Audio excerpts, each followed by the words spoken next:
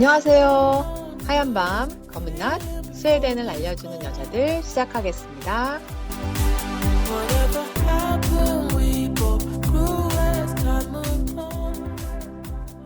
청취자님들 잘 지내셨어요?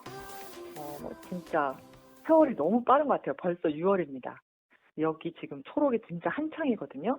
우리 청취자님들 이런 소중한 일상 속에서 좋은 일들 많이 많이 생겨나기를 바라보면서 오늘 저희 수알려 스웨덴에서의 아이들 훈육에 대한 이야기 해보려고 하거든요. 태권님 안녕하세요. 네, 안녕하세요, 복귀님. 잘 지내셨어요? 네, 날씨도 좋고 너무 잘 지내는데, 아시다시피 요즘에 백야가 가잖아요. 해가 안 져요, 해가. 도대체 몇 시에 자야 될지 알 수가 없어요. 밤 10시에도 훤하고, 나 소파에 자다가 화들짝 일어난 음, 거예요. 밖이 대낮 음, 같길래. 그래서 어떻게 네. 늦었어? 하고 일어났는데, 새벽 3시 30분. 저도 너무, 그래요. 저도 오늘 5시에 일어났어요. 그러게요. 아주 해가 안 져요, 얘가 해가. 자다, 뭐랄까. 제가 생각나는 게 있어요. 스웨덴에서는 이렇게 아이들이 정말 행복하고 또 아이들이 바로 주체가 되고 중심이 된다는 어떤 특징들에 대해서 얘기했었는데, 자, 그러면 우리 이런 스웨덴에서 아이들을 어떻게 훈육하는가에 대한 이야기 우리 태권님과 나눠보는 거 꽤 의미가 있을 것 같습니다. 그러면 우리 태권님은 자신의 훈육 태도가 어떠한지. 저는 아이를 키우면서 저의 밑바닥을 봅니다. 내가 이렇게 최악의 사람이었구나. 그래서 항상 고민하는 게 정말 체벌이 필요한가, 아이는 훈육의 음, 대상인가. 아이를 키우면 키울수록 더 모르겠어요. 뭐가 너무 맞는지. 힘들죠. 예, 네, 그래서 그 아주 엄청 유명한 그 아동학자도 자기 애는 잘 못 네, 키운다고 하지 않나요? 그래서 저는, 그쵸. 예, 제가 좋아하는 말 중에 하나가 아프리카 한 부족에서는 한 명의 아이를 키우기 위해서는 마을 하나가 필요하다고 음, 했어요. 정말 근데 이게 네, 맞는 말 같아요. 많은 사람들이 머리를 맞대고 부모도 약간 조언을 받으면서 잘못된 부분을 음, 지적을 이렇게 발전을 해 나가면서 애를 키워야 되는데 요즘 이런 핵가족화가 점점 더 아이를 키우기 좀 어렵게 되는 게 아닌가라는 생각도 갖고 있어요. 맞아요. 이제 아이 키운다는 데는 또 정답이 없어요. 모든 육아책들도 나오고, 뭐, 너무나 많은 전문가들이 나와서 많은 얘기를 해 주시지만, 또 자기 애하고 이게 맞지 않을 수도 있고, 실행하는 면에서 우리 인간이라는 존재가 감정과 늘 맞부딪히면서 살아야 되는 존재이기 때문에, 아이를 훈육할 때 요 감정과 싸워야 되는 또 그런 측면도 있거든요. 진짜 어려운 것 같아요. 근데 저 맞아요. 같은 경우는, 네, 상당히 좀 엄하지 않나. 버릇없는 아이들 좀 보면, 이렇게 주먹을 딱 쥐게 되는 거예요. 불끈불끈. 근데 막, 너무, 저러면 안 되는데, 저 엄마 왜 저러지? 이런데, 근데 그거를 나타낼 수 없잖아요. 제 감정을 표현할 수 없잖아요. 그러니까 이게 주먹을 이렇게 쥐는 거죠. 꾹 참는 거죠. 음, 우리 동생 같은 경우는 상당히 허용적인 부모예요. 음, 그래서 한국 갈 때마다 싸워요. 음, 이게 가족이지만 이 다른 사람의 훈육 방식을 인정하는 것도 힘든 일이더라고요. 근데 저가 포기할 수 없는 게 있어요. 뭐냐면 공연장, 카페 이런 데 있잖아요. 공공의 이용 장소.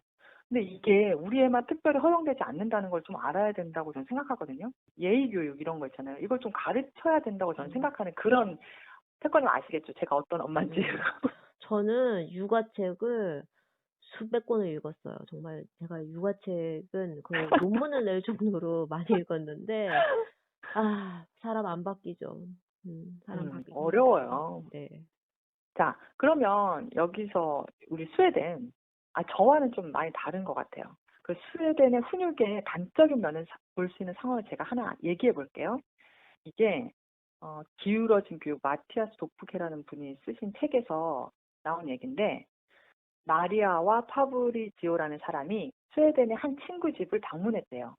근데 6살짜리 아이가 엄마, 아빠, 친구한테 시끄러워요. 나 TV 못 본다고. 이렇게 소리를 꽤 지른 거예요. 그랬더니 그 부모가 조용히 그 손님들한테 오히려 얘기하면서 우리 옆방으로 가서 얘기하자. 아이 TV 보는데 방해되니까 이런 얘기가 있었어요. 근데 이 관점에서, 이 상황적인 면에서 봤을 때 제가 판단할 때는 애가 버리장머리 없는 애거든요. 저한테는. 근데 이 스웨덴에서는 야, 옆방으로 가서 우리가 얘기하자. 아이한테 방해주지 말자. 이러는 거잖아요. 우리 태권님은 스웨덴에 사시는 한국 부모로서 이런 상황을 만날 때 어떤 생각이 드시는지 진짜 좀 궁금하거든요. 그리고 혹시 어떻게 대처하시는지. 대처요. 대처는 음, 뭐 아시다시피 그날이 그날인 거죠. 아니 이놈의 자식.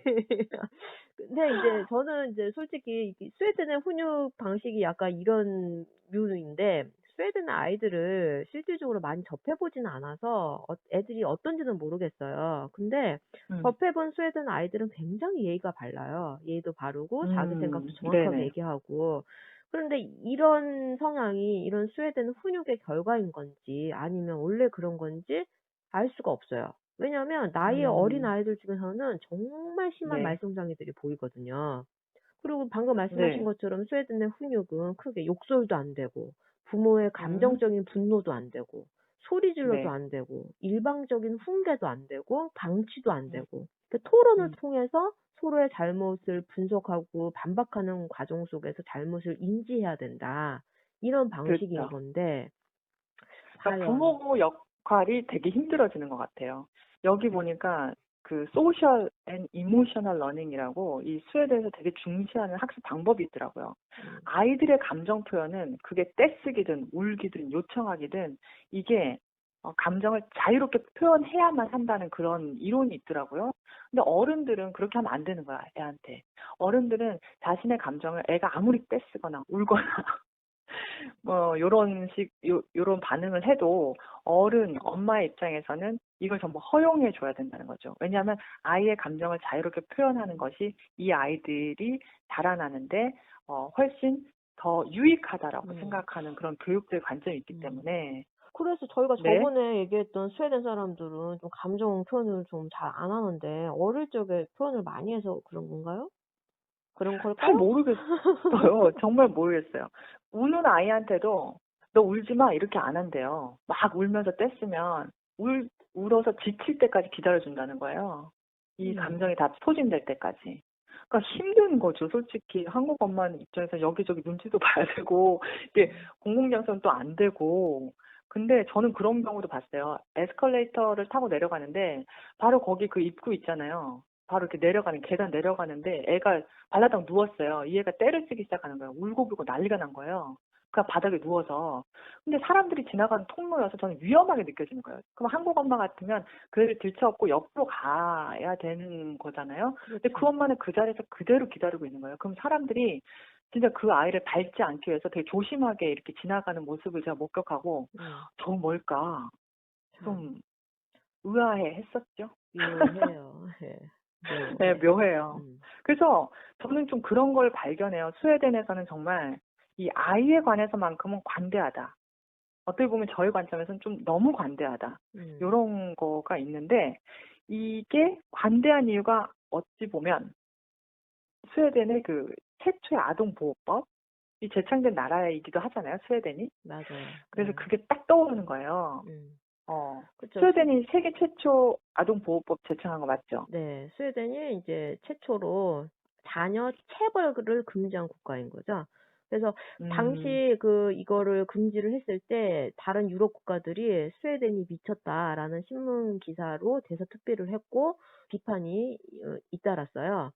그런데 음, 지금 현재는 이제 아동 체벌 금지 나라가 뭐 50여 개국이 넘는 상태이고, 음. 근데 이제 네. 스웨덴도 처음에는 다른 나라처럼 체벌 문화가 있었어요. 그래서 네네. 1700년도만 하더라도 가장 아버지가 자녀를 때려서 죽음에 이르게 한 경우는 그 체벌이 아내를 때려서 죽게 한 경우보다 약했다라는 아, 여기 자료가 있어요.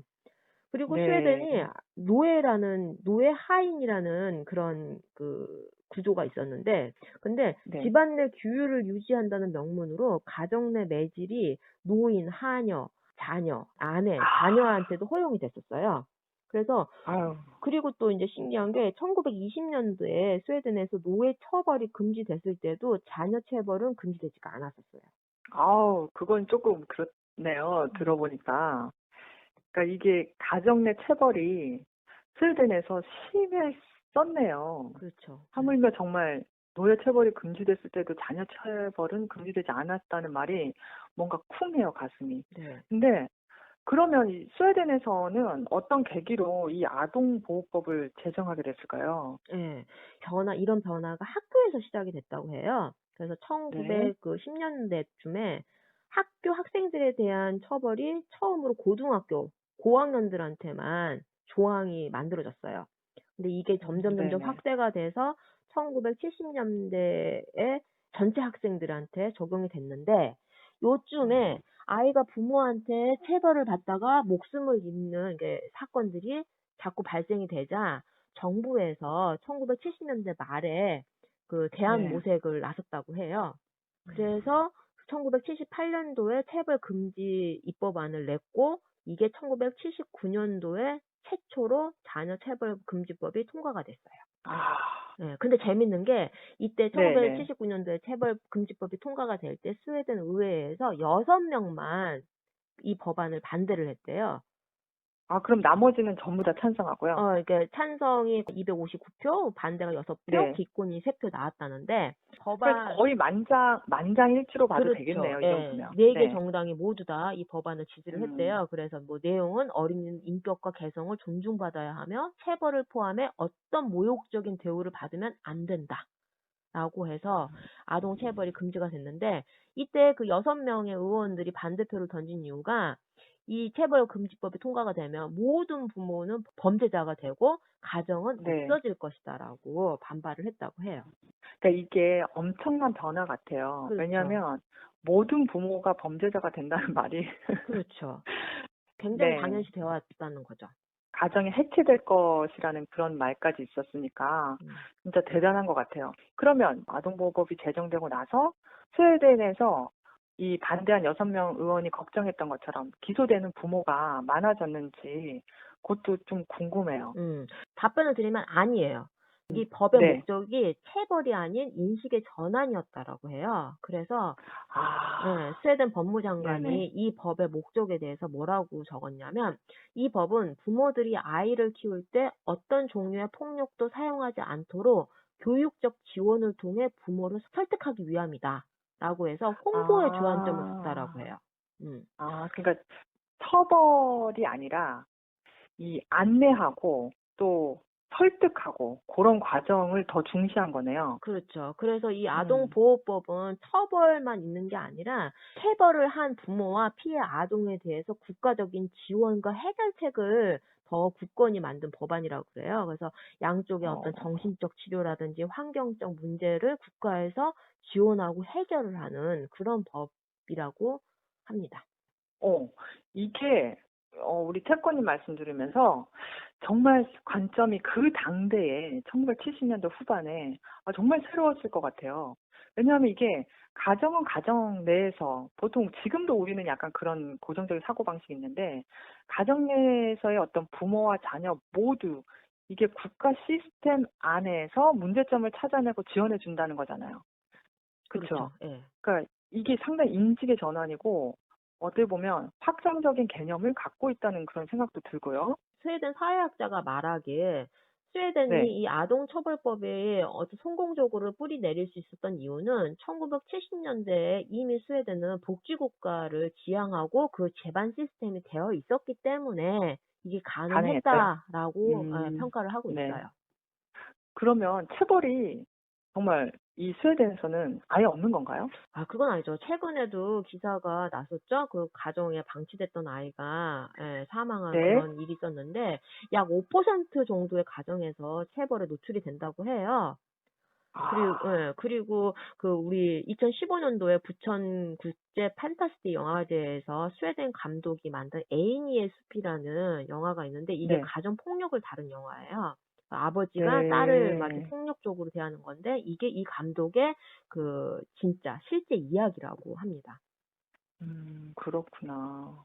그러면 요런 경우 가정폭력의 어떤 피해자인 경우 그리고 아동학대를 제가 목격할 경우 이 스웨덴에서 신고나 상담은 어떻게 되는 거예요? 네, 제가 알아본 바에 의하면 아동학대 신고는 경찰에도 되고 학교도 되고 어린이집 선생님한테 해도 되고 지방 단체제에 신고도 네. 가능한데 익명으로도 가능하대요.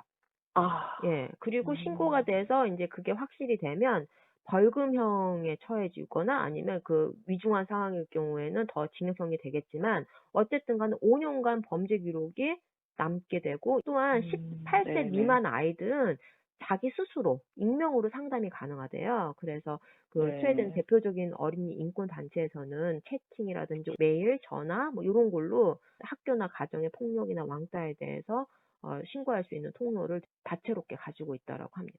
아동 학대나 뭐 폭력 같은 거는 끔찍한 범죄죠. 저도 그렇게 생각하거든요. 근데 요 조금 다른 개념이 있어요. 우리나라에 뭐 맴매, 궁디 맴매, 사랑의 회초리, 막 꿀밤, 연녀석 이렇게 하는 거 있잖아요. 그렇죠. 요것도 북유럽의 관점에서는 신체적인 체벌에 해당되는 거죠. 그렇죠. 그래서 그게 생각나네요. 그 우리 아이가 학교에 처음 입학했을 때 주의사항을 준 게 있어요. 이 되게 재밌더라고요. 너네 나라 법에 상관없이 스웨덴에 온 아이들은 스웨덴 법에 따른다. 아이가 엄마한테 맞았다고 학교에 신고하면 학교는 그 소셜 서비스라는 곳에 보고를 해야 된대요. 네. 그리고 위원회가 열리고. 그러니까 이제 엄마들 솔직히 그런 거 있잖아요. 저도 궁둥이 매매 이 녀석 궁둥이 찰싹 장난처럼도 해요. 근데 요거 선생님한테 우리 엄마는 궁둥이 맴매해요. 뭐 오늘 꼴밤 맞았어요. 이런 경우가 오해 소지가 될 수 있다는 거죠. 맞아요. 예. 근데 인제 네. 스웨덴 같은 경우에는 이렇게 신체적인 접촉뿐만 아니라 아이를 다그치거나 닥달하는 것도 정신적 학대라고 해서 이것도 처벌의 그 범위에 들어가는 거예요. 엄마 힘들어요. 예. 그래서 좀 재밌는 그 사례들이 네. 있었는데 그 만약에 우리가 뭐 아이한테 뭐 "네 방에 들어가서 반성해."라고 얘기를 하잖아요. 이것도 아동 학대에 들어가는 거예요. 근데 이게 네. 빈 방에 들어가서 반성을 지시하는 거 있잖아요. 네. 이거는 약간 타임아웃 개념이잖아요. 뭐 미국이나 영국에서는 이렇게 많이 하거든요, 부모님들이. 그렇죠. 네 방에 가서 네가 울음을 멈출 수 있고 감정이 조절되면 나와라. 그리고 저는 그거 괜찮다고 그렇죠. 생각했는데. 우리는 전혀 그거 아닌데 얘는 이제 타임아웃이 필요하면 어디 가라고 지시하면 안 되는 거죠. 그냥 거기 우는데 지가 있고 싶은 데서 울다가 뭐 타임아웃을 하는 거죠. 또 재밌는 또 사례가 네. 2014년도에 스웨덴 한 시에서 중국 이민자들 20명이 아동 보호기관하고 경찰서를 방문해서 항의를 했다고 해요. 그 이유가 네. 중국인도 이제 우리 아시아인들처럼 이제 체벌이 있잖아요. 그래서 애한테 매를 네. 댔다가 경찰이 입건이 됐대요. 그래서 중국인들이 중국인들만의 교육 방식이 있다. 이를 존중해 달라라고 해서 항의 시위를 했는데 이에 그 네. 시에서는 주민 공청회를 열었고 아동 그 학자들하고 교육 전문가들하고 이렇게 검토를 했는데 동아시아 국가들이 지니는 교육 방식에 대해서 이해하고 존중은 하나 이는 네네. 아시아 국가 내에서만 행해질 수 있는 일이고 스웨덴에서는 수용될 수 없다라고 결론을 냈다고 해요. 그렇죠. 근데 저는 판결 맞다고 생각해요. 아시아 국가 안에서 행해질 수 있는 일이긴 하지만 어떤 공간의 범위 제한을 둔 거잖아요. 그렇죠, 그렇죠. 근데 우리나라에서는 안 된다. 스웨덴에서는 이 아동보호법을 따라라. 그렇죠. 그러니까 로마에 오면 로마법을 따르라는 그런 거네요. 그렇죠. 우리 예전에 책으로 많이 나왔었죠. 이거 타이거맘이라고. 그것도 스웨덴의 관점에서 보면은 완전히 아동 학대죠. 그렇죠. 제가 이거 좀 찾아보니까 타이거맘 같은 경우 스웨덴 그 훈육적 관점으로는 이게 경쟁을 금지해야 되고 13세 전까지는 아이한테 학업에 대한 스트레스를 주는 부모들의 경우는 아주 무책임하다. 사회적 비판을 받는데요. 맞아요. 그리고 아이의 스트레스를 에빌, 악으로 여긴다 하더라고요. 그래서 타이거맘 여기서는 안 됩니다. 그리고 저는 이거 아이가 학교에서 있었던 일이에요. 네. 우리 아이가 친구랑 즐겁게 놀고 있는데 돌봄 선생님이 어떤 연유인지는 잘 몰라요. 근데 아이의 친구의 팔을 세게 잡아당겼어요. 그 아이의 팔에 멍까지는 아니지만 살짝 이렇게 빨갛게 된 자국 있잖아요. 네네. 근데 그 아이가 교장 선생님한테 갔어요. 그리고 그 선생님을 고발한 거죠. 아이고야. 신체적인 그거를 당했다. 음. 그 자국을 보여주면서. 네. 그래서 우리 아이가 교장실에 면담을 갔어요. 네가 목격자이기 때문에 좀 알려다오. 그러니까 우리 딸은 뭐 사실대로 얘기를 했죠. 그걸 봤어요. 잘 모르겠어요. 근데 교장 선생님은 그렇게 물었다는 거예요. 아이한테. 너의 친구를 아프게 한 그 선생님에 대한 너의 감정을 얘기해 달라고. 그러니까 우리 아이고야. 딸이 그냥 친구가 아프니까 속상한 것 같아요. 그랬어요. 그리고 그 주변에 있었던 애들도 다 목격자들로 면담을 또 했어요. 그리고 결국 그 선생님은 이제 다른 학년 돌봄 선생님으로 대체됐다가 잘렸어요. 야. 자, 야. 그러니까 완전히 아이의 말을 정말 신뢰해 준 거죠. 그 선생님, 교장 선생님과 면담을 했는지는 모르겠지만 어쨌든 결과를 봤을 때 아이의 말에 상당히 신뢰를 부었다는 생각이 들고요. 어떠세요? 네. 저는 제가 스웨덴에 투명하게 다 공개가 되면 저는 무기징역이에요. 무기징역이에요. 이게 정신적 학대도 안 되니까 애한테 소리 지르거나, 소리는 저의 일상이거든요. 소리 지르면 안 되고, 이게 뭐 이렇게 비난조에 농담도 하면 안 되고, 저희는 비난과 비판이 대화의 90%를 차지하는데, 저는 무기징역이네요. 아니, 저도 그 얘기 듣고는 조금, 이거 너무한 거 아닌가. 그런 얘기도 그래서 나오더라고요. 스웨덴 사회에서도 이런 아이 중심의 훈육법이 너무 한쪽으로만 치우쳐졌다. 이런 비판이 있기도 있어요. 맞아요. 이런 훈육법에 대한 비판이 어떤 게 있냐면 한국에도 번역이 돼서 출간이 됐는데 스웨덴 정신과 닥터가 쓴 아이들은 어떻게 권력을 잡았나라는 책이 있어요. 네. 2016년도에 나온 건데 이 작가는 아이들도 어른과 똑같은 인격체이기 때문에 아이들의 모든 감정, 의견을 존중해야 된다라는 전문가의 의견에 반박을 해요. 물론 네. 아이의 감정과 의견에 귀를 기울여야 되는 건 맞는데 아이에게 모든 결정권을 주는 거는 심각한 문제이고 이거는 요즘 부모들이 아이들에게 너무 지나치게 보호적이다. 라고 얘기를 해요. 그러면서 이제 네네. 체벌에 대한 작가의 의견은 제가 이제 그 문구를 좀 인용을 해보면 아이의 뇌는 복잡한 메시지와 끝없는 선택의 연속을 감당하기가 힘들다. 그렇기 때문에 아이는 이성적이고 민주적인 대우보다는 일관된 규칙과 명확한 질책을 훨씬 더 쉽게 이해한다. 그래서 선택을 주고 복잡한 메시지를 보내는 거는 아이에게 정신적 스트레스를 더 준다. 어허. 그러니까 명확한 질책과 규칙을 통해서 아이에게 새로운 관점을 주면서 세상을 바라보는 법을 학습하게 해야 된다. 네. 예, 그래서 야단을 칠 필요가 있다. 꾸중은 아이들을 쉽게 학습할 수 있게 한다. 라는 그런 관점을 가져가요. 네네. 예, 그래서 꾸지람이라든지 질책도 아동 학대나 폭력으로 간주되는 스웨덴의 이런 훈육 방식에 대해서 작가가 훈육을 기피하고 일의 결정을 아이들에게 맡기는 이유는 아이들이 명령이라든지 규칙에 상처를 받는다라고 믿기 때문이다. 네. 그래서 그 어떤 세대보다 요즘 부모들이 아이들에 대해서는 사랑이 넘치지만 아이들의 행동을 잡아주는 건 되게 주저한다. 근데 아이들은 생각보다 더 강행은 하고 네네. 그리고 아이들을 올바르게 성장하기 위해서는 부모의 권위가 어느 정도는 필요하다라고 이제 작가는 주장을 하고 있죠. 정말 가슴이 후련해지는 얘기가. 이 작가가 애가 6명이었대요. 아이고야. 이 권위가 없었으면 상당히 힘들지 않았을까요? 네. 어쨌든 이 책이 그래서 사회적인 반향을 일으킨 건 사실인 것 같아요. 그래서 뭐랄까 아이 중심적인 교육을 조금 비판하고 긍정적인 권위를 갖는 부모가 되기를 촉구하면서 스웨덴 사회에서 찬반 여론이 형성됐다고 하더라고요. 그 아이들이 권력을 잡아야 된다. 이런 찬성 여론이 또 있어요. 네. 그 관점에서는 참 가벼운 이런 체벌 그런 것조차 허용하지 않는 스웨덴의 아이 중심 그런 훈육법이 스웨덴 청소년들에게 정서적인 안정감과 이런 정말 충만하게 이렇게 보호받는 그런 느낌을 주기 때문에 학교 폭력이나 왕따 문제가 다른 나라에 비해서 월등히 낮다라는 거예요. 이게 국제아동보호단체 그 세이브 더 칠드런 있잖아요. 네. 거기서 연구한 결과라고 하더라고요. 네.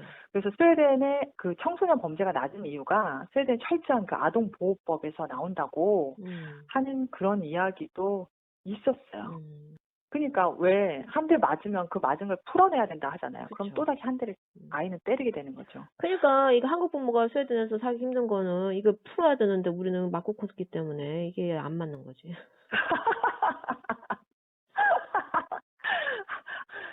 자, 그럼 우리 태권님 마지막으로 저희처럼 어떻게 보면 조금은 허용적이지 않은 한국 부모가 이 스웨덴이라는 땅에서 아이를 키우면서 하고 싶은 말이 있다면 한마디 해주세요. 방금 말씀드린 것처럼 이게 우리는 그런 환경에서 안 컸기 때문에 좀 힘들어요. 고기도 먹던 사람이 네. 먹는다고. 그래서 뭐가 맞다 그러다라고는 할 수는 없지만 단지 아이를 키운다는 거는 나의 수양인 것 같아요. 그래서 아이의 훈육은 아이의 네. 잘못에 대한 반응보다는 그게 어떻게 보면 저의 감정적인 폭주인 거거든요. 내 생각에 안 네. 맞으니까, 내 눈에 안 이쁘고, 내 눈에 맞지 않으니까 아이에게 막 이렇게 네네. 지적질을 하고 폭력적인 발언이 나오는 건데, 그냥 나의 기준, 가치 기준에 부합하지 않는다라고 감정을 표출하지 말고, 그냥 내가 아이의 다름을 인지를 하면서 내 마음을 네. 평온하게 가져가는 게 가장 우선일 것 같고, 솔직히 음. 저도 체벌을 했던 사람으로서 네네. 체벌이라는 방법이 안 통해요. 이게 안 돼요. 그리고 체벌이라는 거는 즉각적인 명령 준수라는 거거든요. 매를 때림으로써. 근데 이 즉각적인 명령 준수라는 게 반사적으로 이제 애가 이게 습득을 하게 되는 건데, 이거는 아주 부작용이 심하지 않을까라는 생각이 들어요. 네. 저도 이거 태권이가 얘기하면서 제가 어릴 때 아이를 키웠던 그런 과거가 주마등처럼 싹 흘러가는데 저는 우리 아이가 뭐 제 어깨를 물었었어요. 그럼 그때 애 입을 살짝 빼면 안 돼! 뭐 이렇게 하고 네. 아이가 뭐 와인잔 같은 거, 잔 같은 거 이렇게 갖고 놀려가면 위험해, 맴매 해서 손등을 찰싹 때리기도 하고 네. 저도 마찬가지로 이게 어릴 때 그렇게 뭔가 따끔하게 저희가 뭐 폭행을 한 건 아니잖아요. 궁둥이 맴매 찰싹, 그다음 뭐 손바닥 찰싹, 그다음 입 안 돼, 톡 이렇게 하는 거는 우리가 감정이 들어간 어떤 폭력이라고 생각하진 않아요, 저는. 그리고 이런 것들이 나이가 들면서 애가 나이가 들면서 그런 것을 또 하진 않잖아요. 근데 이제 논리적으로 좀 가르칠 건 가르쳐야 된다고 생각해요. 그리고 아이가 감정을 표출하는 것도 중요하지만 저는 그 감정을 조절할 줄 아는 법도 배워야 한다고 생각하거든요. 그렇죠. 스웨덴에서 자녀 그 체벌 금지 법안이 한참 논쟁이 벌어진 1978년도에 스웨덴의 그 유명한 말괄량이 삐삐 작가인 아스트리드 네네. 린드그레인이 연설에서 한 말이 있는데, 이 말은 아직까지도 스웨덴에서 굉장히 회자가 되고 있는 말이에요. 이 연설문을 제가 네. 그대로 한번 읽어보면, 아스트리드 린드그레인 왈. 체벌이 아이 양육의 필수적이라고 생각하는 젊은 엄마가 있었습니다. 어느 날 그녀의 어린 아들이 나쁜 일을 했기 때문에 그녀는 아이에게 숲에 가서 회초리로 사용할 자작나무를 찾으라고 했습니다. 오랜 시간 뒤 아들은 손에 돌멩이 하나를 든 채 눈물을 흘리며 말했습니다. 자작나무는 찾을 수 없지만 여기 엄마가 저에게 던질 수 있는 돌이 있어요. 아들은 이렇게 생각했겠죠. 엄마는 내가 상처 입기를 원하니 이 돌멩이를 써도 되겠지. 엄마와 아들은 서로 끌어안고 한참 울었습니다. 이후 엄마는 그 돌을 주방 선반에 올려놓고 바로 그 순간에 만들었던 평생의 약속을 상기합니다. 폭력은 절대 안 됩니다. 라고 연설을 했다고 합니다. 저도 이 말을 읽으면서 굉장히 네. 가슴도 뭉클해지고 찡해지는데 네. 순간 또 생각나는 거. 그래도 등짝 스매싱은 포기할 수 없습니다. 등짝 스매싱이 참 묘한 거예요. 스매싱. 저도 폭력은 너무너무 있어서도 안 되고 앞으로 그쵸. 근데 폭력과 훈육은 또 다르다는 그런 관점을 갖고 있습니다. 여러 가지 이 아스트rid 린드그린 그 말씀해 주셔서 감사하고 우리 태골님과 얘기할 수 있어서 즐거웠네요. 정말 동감합니다. 자, 오늘 저희 수알요. 스웨덴의 훈육법, 아이를 바라보는 그 스웨덴 부모들의 가치관이랄까? 그리고 또 한국 부모로서 갖는 여러 가지 생각들에 대해서 이야기 나눠봤는데요. 우리 청취자님들 들으시면서 즐거운 시간 되셨는지 궁금합니다. 저희 방송 들으시면서 더 알고 싶거나 아니면 의견을 좀 나누고 싶으신 이야기가 있으면 저희 댓글 많이 이용해 주시고요. 하얀 밤 검낮 스웨덴을 알려준 여자들 다음 시간에 만나요. 안녕.